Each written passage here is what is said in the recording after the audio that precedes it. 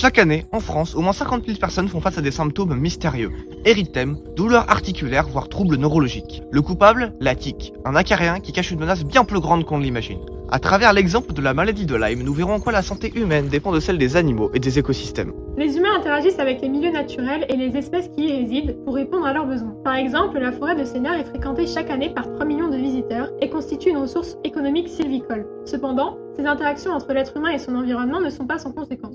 La tique Ixodes ricinus, potentiellement porteuse de l'agent pathogène responsable de la maladie de Lyme, la bactérie Borrelia burgdorferi, a un cycle de vie composé de 3 phases, la larve, la nymphe puis la phase adulte. Entre chacun de ces stades, elle effectue un repas sanguin, ainsi la larve, en mordant un hôte potentiellement infecté par la bactérie, peut en devenir porteuse et la transmettre à ses hôtes suivants. C'est donc en s'intégrant à l'écosystème forêt que l'être humain peut devenir l'hôte accidentel d'une tique qui, si elle en est porteuse, lui transmettra la bactérie Borrelia. Par ailleurs, les hôtes usuels de la tique, lors de son passage de la nymphe à l'âge adulte, sont généralement des cervidés et des rongeurs, qui constituent des réservoirs pour la bactérie Borrelia, c'est-à-dire qu'ils permettent sa multiplication.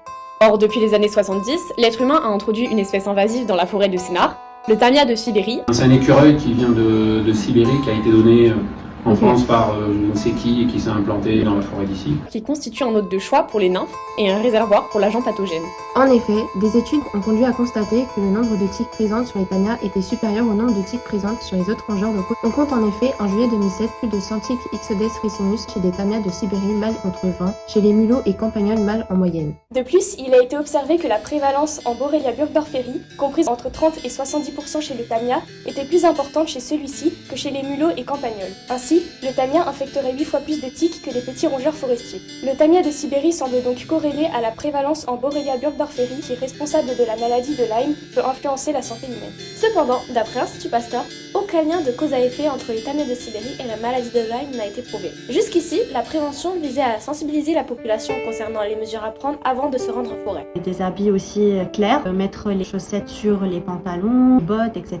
Et la vérification du corps quand on rentre de l'extérieur. En outre, la recherche scientifique permet d'étudier cette espèce invasive afin de déterminer les manières d'intervenir pour limiter le risque de la maladie. Enfin, des lois ont aussi été mises en place, comme dans le règlement d'exécution de l'Union européenne en 2016, où le tamia de Sibérie est classé comme espèce exotique envahissante. Puis dans l'arrêté de 2018, relatif à la prévention de l'introduction et de la propagation de ces espèces sur le territoire métropolitain. Sont alors interdits son introduction, sa détention ou sa mise en vente sur le territoire national. C'est ainsi que la modification des écosystèmes par les êtres humains, en y introduisant de nouvelles espèces animales, par exemple, a des conséquences sur leur propre santé. Cette vision, liant santé humaine, animale et écosystémique, est à la base du principe One Health, qui, à travers des approches pluridisciplinaires, tend à permettre une santé commune entre humains, animaux et écosystèmes.